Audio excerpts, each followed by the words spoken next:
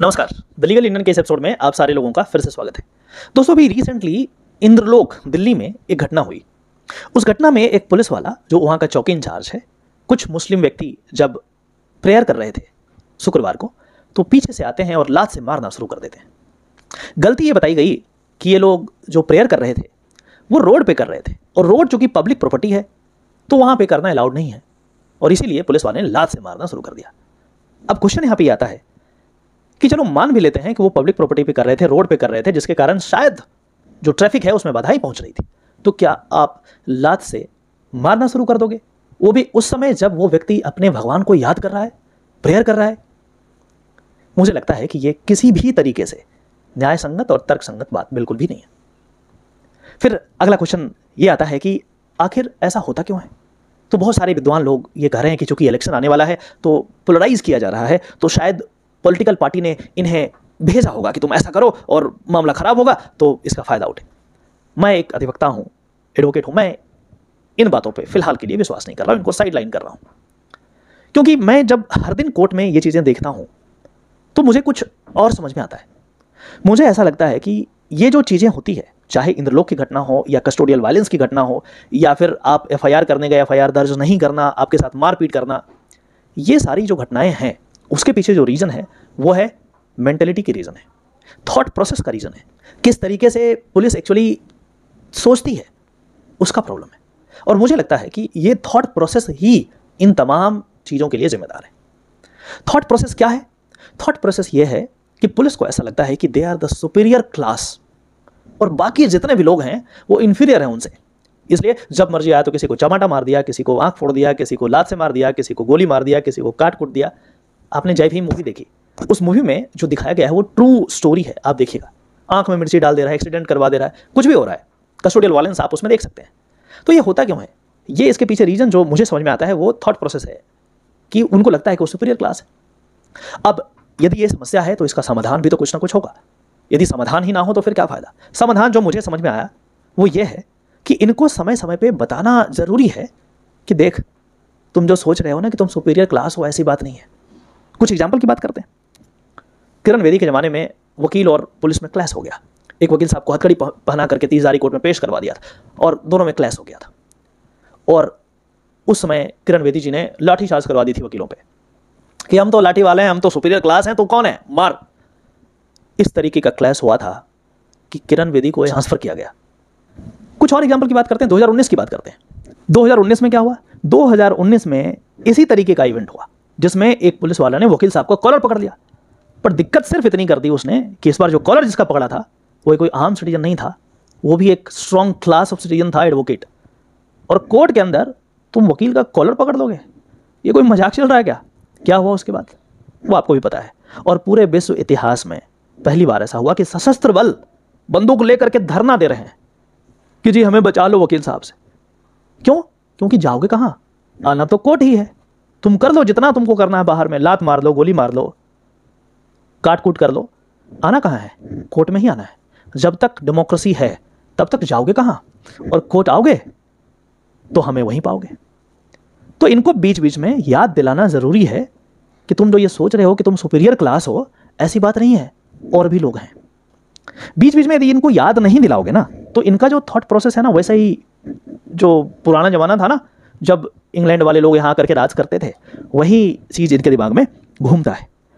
और अब कई बार हमने देखा है कि जब पुलिस के अगेंस्ट प्रोटेस्ट होता है तो एक बात कही जाती है कि अपनी बारी याद करो, 30,000 याद करो।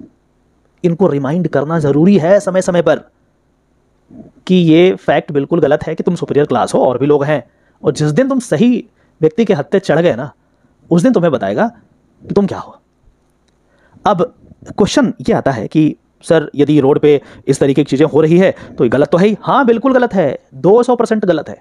मैं इसका बिल्कुल भी समर्थन नहीं करता हूं कि मस्जिद के बाहर रोड जो है उस पर नमाज पढ़ा जाए, लेकिन ध्यान से ये समझना, इसको बहुत ही ऑब्जेक्टिवली डील करो। क्यों वो वहां पे था? क्या रोड बिल्कुल भी ब्लॉक था? थोड़ा भी जगह नहीं था जाने का?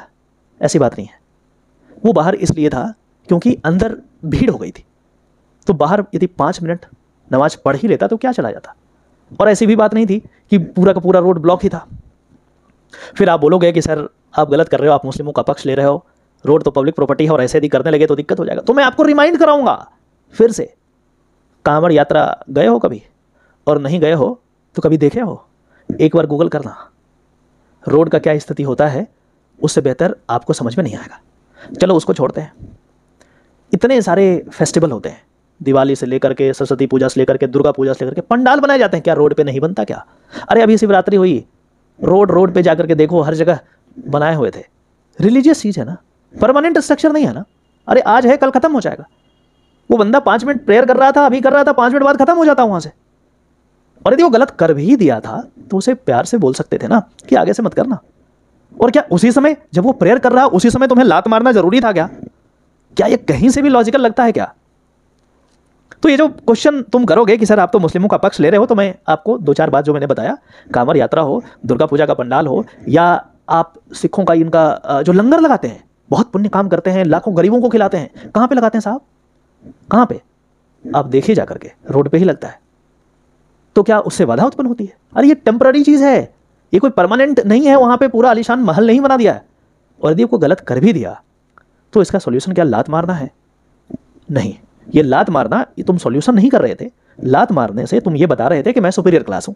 ये तुम अपने थॉट प्रोसेस को बता रहे थे, और ये थॉट प्रोसेस चेंज करना बहुत जरूरी है। और इसीलिए यंग लॉ स्टूडेंट्स और लॉयर एडवोकेट जो हैं, उनसे मेरी विनम्र प्रार्थना है कि ऐसे मौके जब भी आए और जब भी आपको लगे कि इस तरीके का एट्रोसिटीज हुआ है और आपके पास केसेस आ जाए, तो इनको ऐसा सबक सिखाओ कि दोबारा इस तरीके की गलती बिल्कुल भी ना करें। ये थॉट प्रोसेस चेंज एक ही तरीके से होगा। हमें इनको लीगली लिटरेट करना पड़ेगा, लीगल अवेयरनेस स्प्रेड करना पड़ेगा अक्रॉस द कंट्री।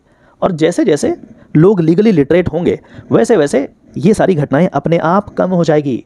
और इसलिए कम होगी क्योंकि जो एट्रोसिटीज कर रहा है उनको पता लग जाएगा कि यदि कुछ ऐसा किया तो ये क्या करेंगे, ये मुझे कोर्ट में घसीट लेंगे। They will drag me in the court of law. और सबसे बड़ी डर यही है इनके लिए। तो जब भी ऐसा सिचुएशन आए तो इनको कोर्ट में ले जाने से बिल्कुल भी हिचकिचाना नहीं है। जहां मौका मिले वहां पे केस करो और कोर्ट में इनको रगड़ो।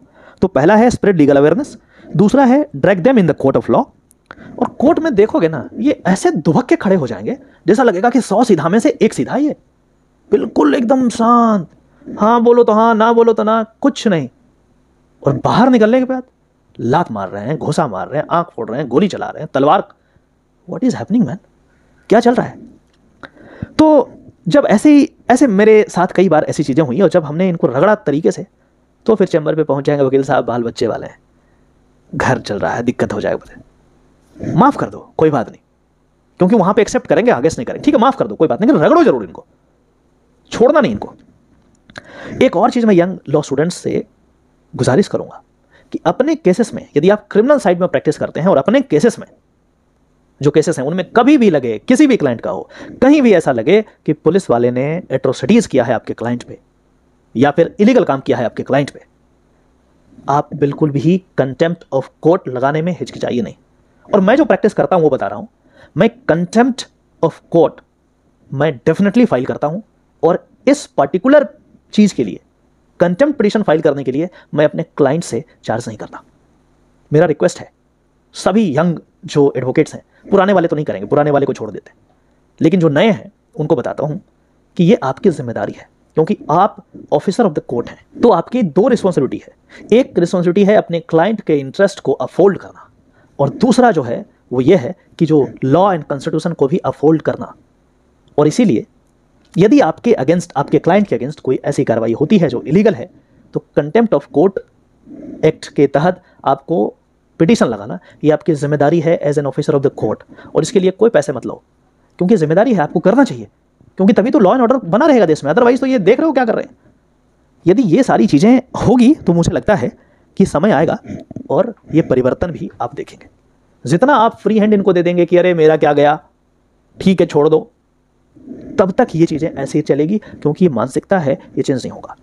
जब इनके दिमाग में बैठ जाएगा कि जो यंग एडवोकेट जो अब नए आ रहे हैं वो हमें रगड़ देंगे कोर्ट ऑफ लॉ में, परेशान कर देंगे, दिमाग खराब हो जाएगा, हो सकता है नौकरी चली जाए, तो अपने आप ये थॉट प्रोसेस इनका यदि चेंज ना भी हो तो आगे आने वाली जनरेशन का पक्का चेंज होगा।